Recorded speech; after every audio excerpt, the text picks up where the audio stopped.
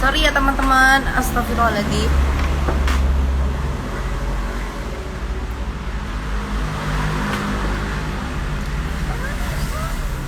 Ya ampun Kak Nuris.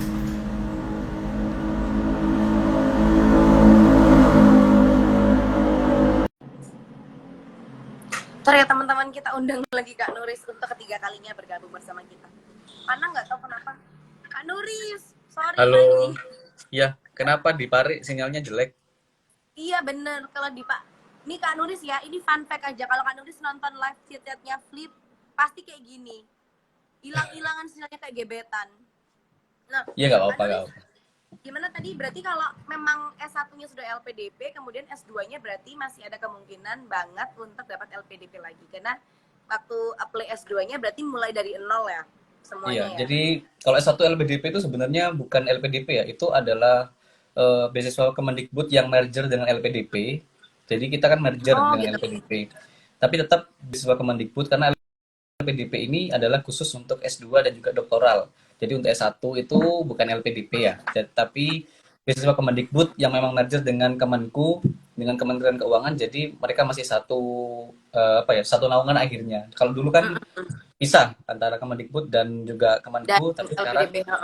ya sekarang sudah merger jadi satu. Dan untuk LPDP sendiri, setahu saya memang dari S2 dan juga S3-nya aja. Kalau BU nggak apa-apa, mau daftar LPDP boleh, boleh banget itu nanti ikut ke jalur regulernya. Oke. Oke, aku tadi kan udah nanya-nanya nih masalah tentang proses tahapan apa namanya? Ujian tulis dan lain sebagainya. Nah, ini Kak, yang paling tricky adalah tahapan interview. Bagi sebagian orang malah kalau ditanya nih tahapan apa yang paling susah, banyak orang yang jawab malah tahap interviewnya. Nah, nah kan Kakak based on your experience, kalau di tahap interview beasiswa itu apakah dia berbeda dengan tahap interview kerja misalkan? Nah, kalau untuk Kak Nuris, tips dan triknya tuh gimana? Biar kita lancar tahapan interview beasiswa. Baik, kalau tahap interview menurut saya nggak terlalu susah di bagian akademik dan juga LPDP ya, tapi susahnya di bagian dulu di bagian eh, tes kewawasan kebangsaan itu yang sangat-sangat susah.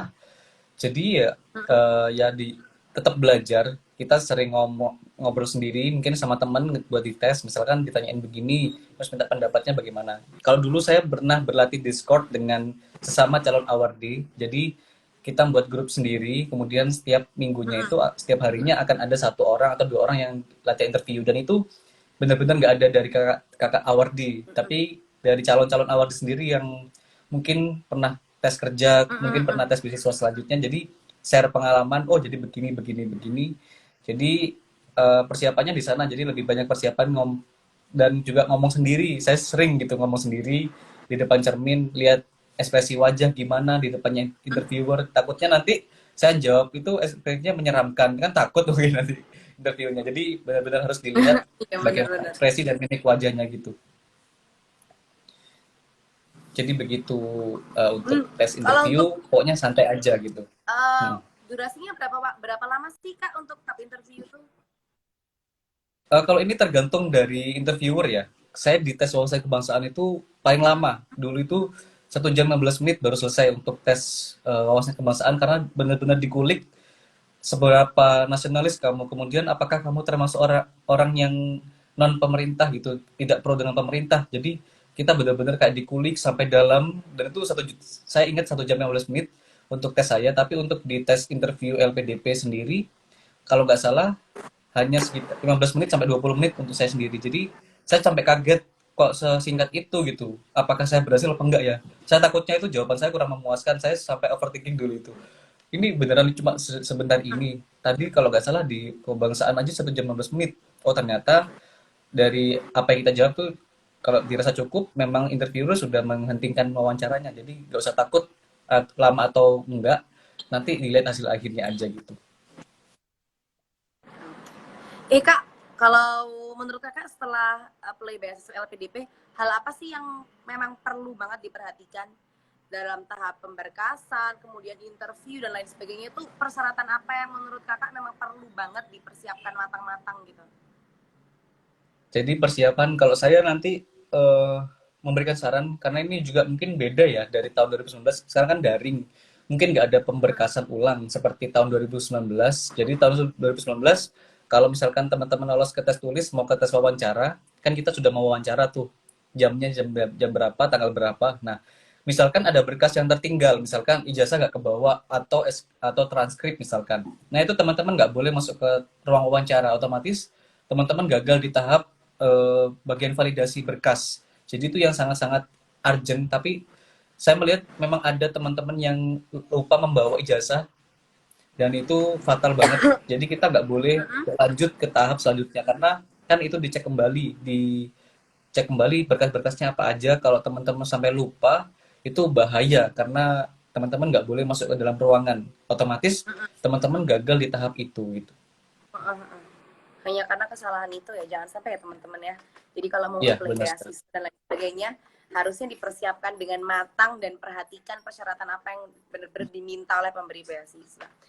Terus Iya, kan benar di sekali. situ baca ya Kak, CV dari Kak Nuris banyak banget pengalamannya, prestasinya, dan rata-rata yang bisa tangkap ini meliputi prestasi dan juga pengalaman non akademik.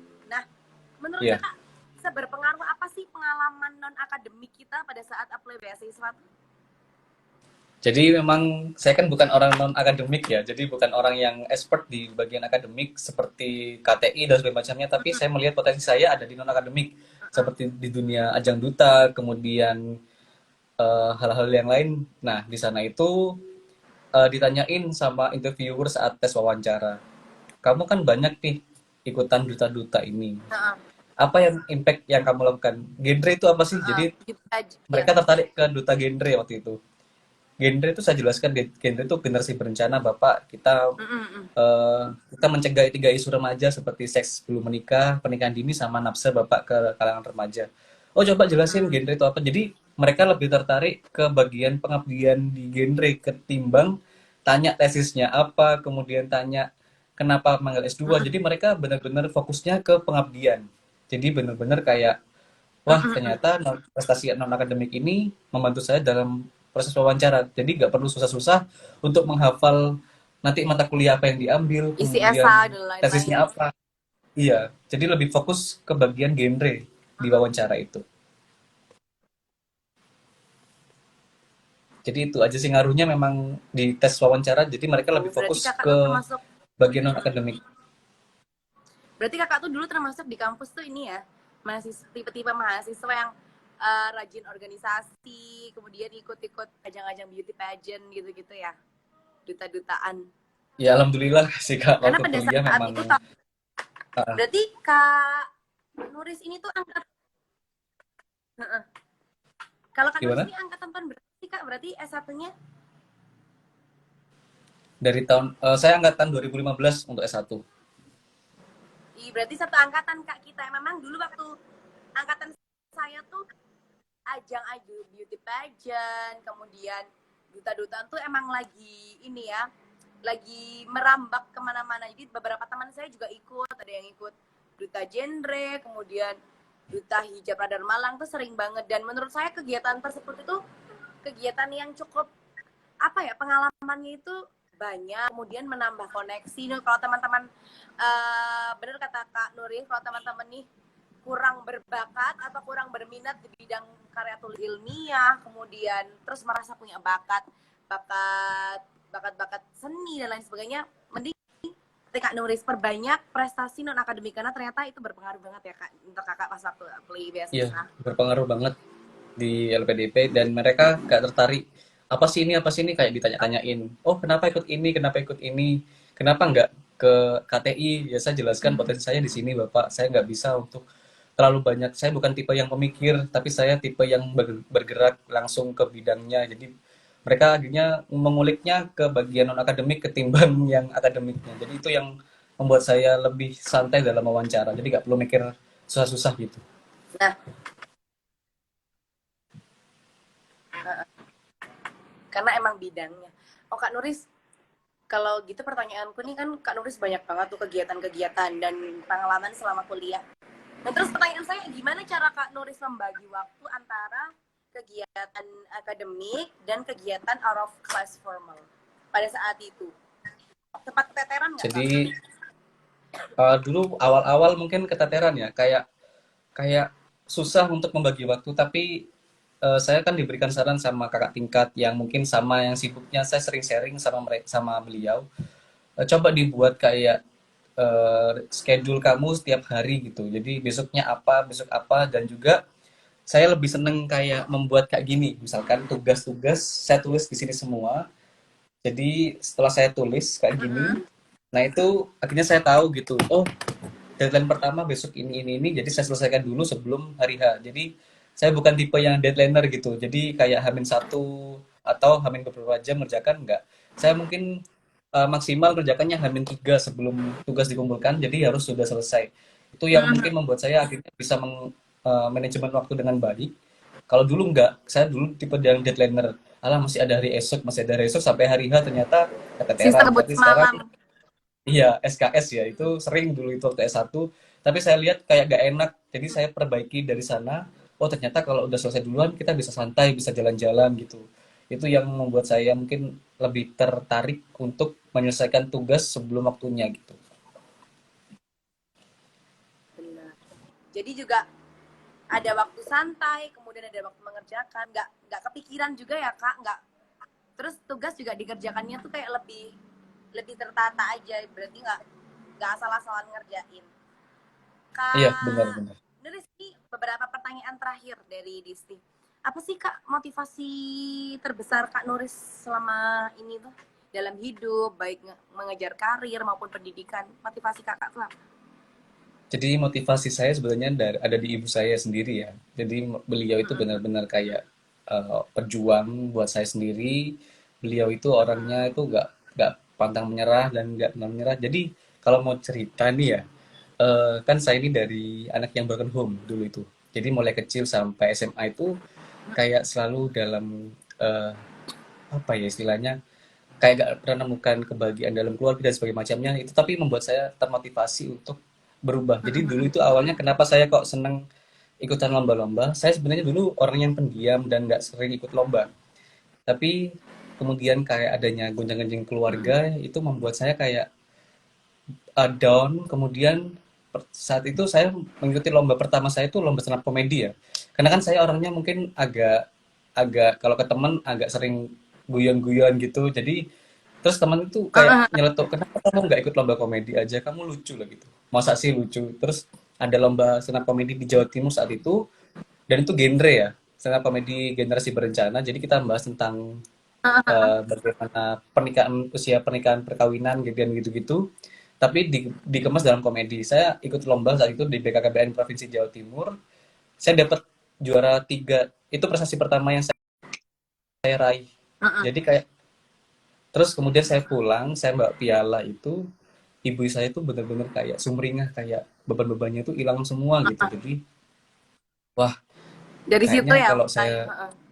lomba, kayaknya harus nih lomba lagi, lomba lagi. Akhirnya setelah itu saya ketagihan ikut lomba apapun yang saya ikutin. Jadi makanya kenapa tuh kok ada bermacam-macam lomba yang pernah saya ikutin, karena dari itu seperti beban apa yang ada di sini tuh sebenarnya semuanya itu hilang. Jadi dari sana itu adalah Uh-uh. motivasi terbesar saya kenapa saya juga pengen lanjut S2 dan sebagainya. Saya juga ingin membuktikan ke teman-teman bahwa anak yang sama seperti Uh-uh. saya, yang mungkin bahkan anak broken home, kemudian anak yang mungkin hampir putus sekolah, itu juga bisa mencapai cita-citanya setinggi langit, asalkan kita ada kemauan gitu. Jadi begitu kenapa motivasi saya terus untuk berusaha, kenapa saya juga ikutan lomba-lomba sampai sekarang, jadi nggak pernah berhenti gitu. Jadi begitu Kak. Oke. Wow, luar biasa. Terus Kak, ini satu lagi pertanyaan untuk Kakak terakhir. Apa pesan dari Kak Nuris untuk kita semua yang sekarang mungkin lagi struggle nyari kerjaan atau struggle kok nggak keterima ke beasiswa, dari Kakak apa motivasinya biar kita semangatnya terus berkorban? Jadi saya pernah nulis seperti quotes gitu ya buat teman-teman. Ini saya bacakan aja ya. Benar-benar. Ini saya tulis dari Oke, silakan. dari sebelum-sebelumnya. Nah, ini jadilah dirimu sendiri. Kamu unik, kamu hebat, dan kamu keren. cobalah selagi kamu mampu, karena tidak ada yang tahu keberuntunganmu. Jadi itu adalah quotes dari saya yang akan membuat teman-teman lebih sadar bahwa kalau kita jadi diri sendiri, apapun itu akan jadi lebih mudah dibandingkan kita harus berusaha menjadi orang lain.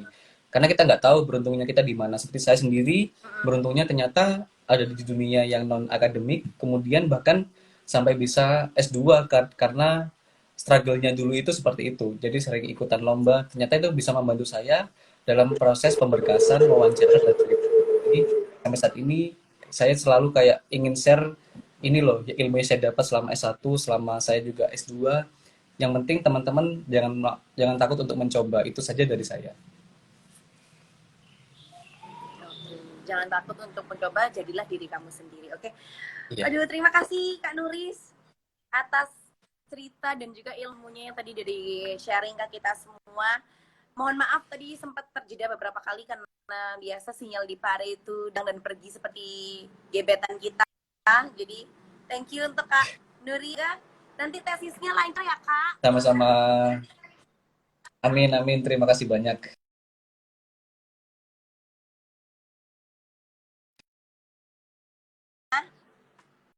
Turut berbangga dengan Kak Nuris. Semoga nanti Flip diberikan kesempatan lagi untuk ngobrol bareng gini ya. Terima kasih. Yang selesai atau beasiswa S3.